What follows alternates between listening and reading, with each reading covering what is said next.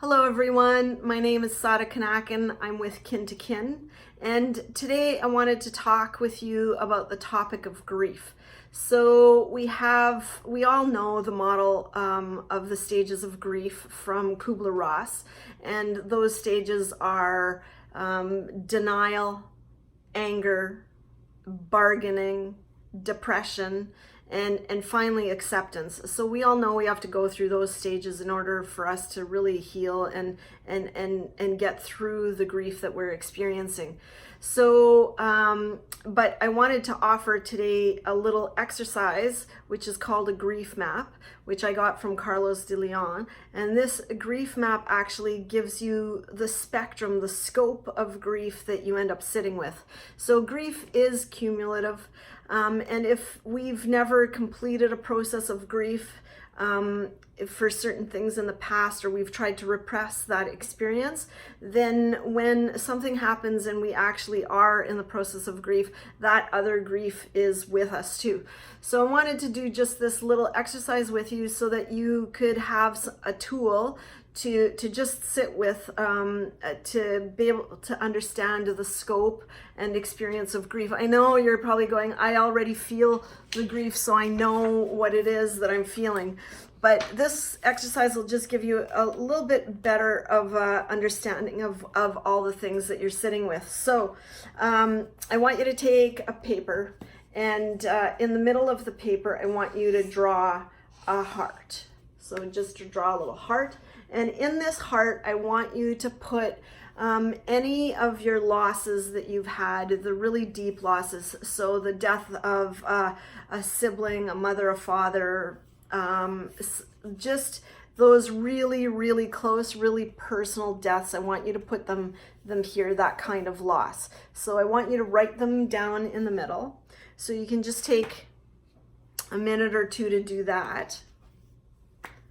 And I'm not going to tell you stories while you're doing that minute or two because it'll probably distract you from what you're doing. But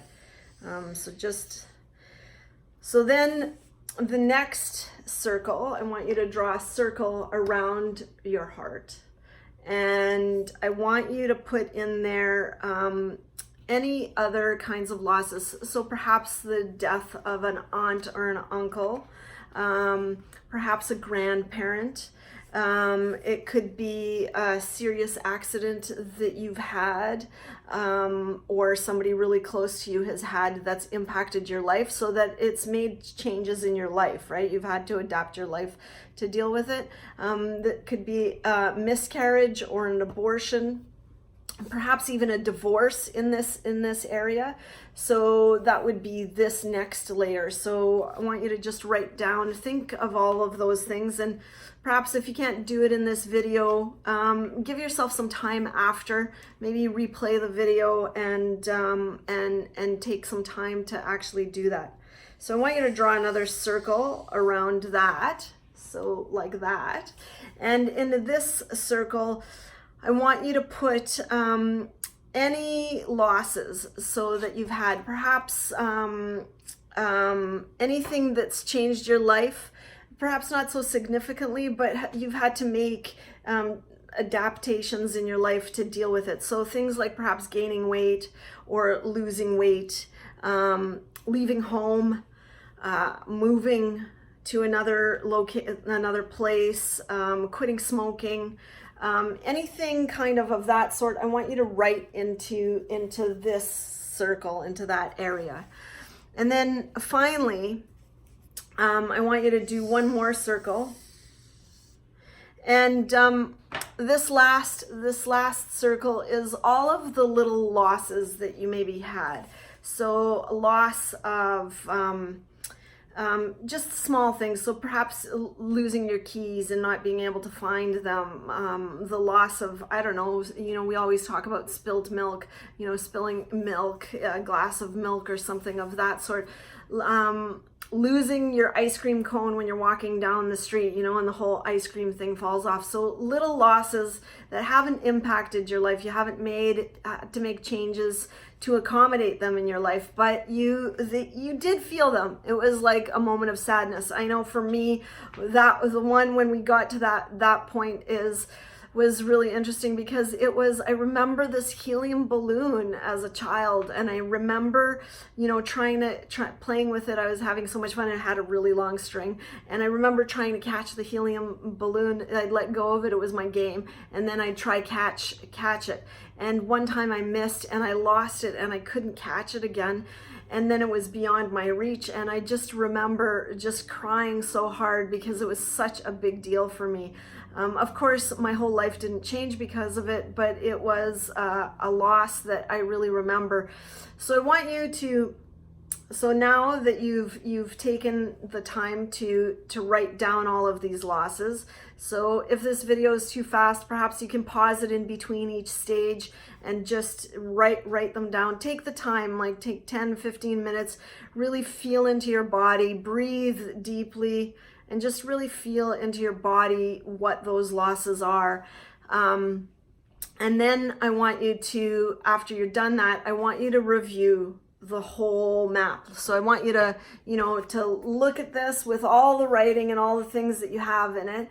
And I want you to just see what it is that you notice about it. So without really going into the grief, if possible, just really see what you notice. Is there a theme? Are there things that happen more often? What is it that you see on here that you notice about it? And so then from what you notice, what can you learn about your life and how you deal with loss? So there might be, like, for example, for me, the first time I did this grief map, my losses were all, mostly my really deep losses were all places. When I moved, when I was in a different location, the loss of, like, when I was living in Moscow, the loss of being able to go and to see St. Basil's Cathedral, or in Paris, the loss that I had there, not being able to see some of the beautiful sights that were there. So have a look and see, and so it will give you a bigger understanding of the kind of grief that you're dealing with. Now, it doesn't mean that you don't have to go through the stages, through all of the stages, but you should know that grief, it's biological. It's not the same for everyone. It's very individual, and we need to honor and respect that.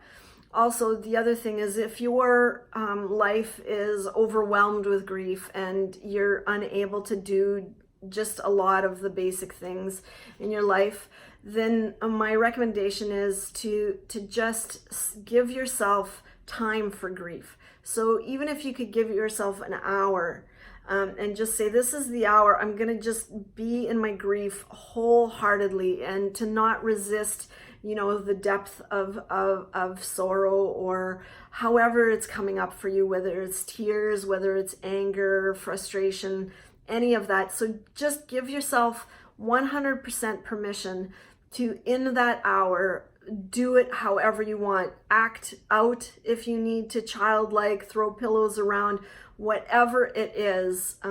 Just give yourself permission to do that, and it'll start to slowly let go and work its way through.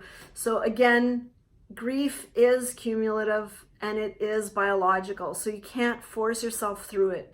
You can't say, I'm going to get all of these things done. Like if you have the loss of a close loved one, you can't say, I'm going to pack all their stuff up and then I'm going to be good, and try to pack everything up in one day. It's a process, and take your time and allow yourself, give yourself that space, because the more space you can give yourself, the more healing you will do, and the less cumulative it will be.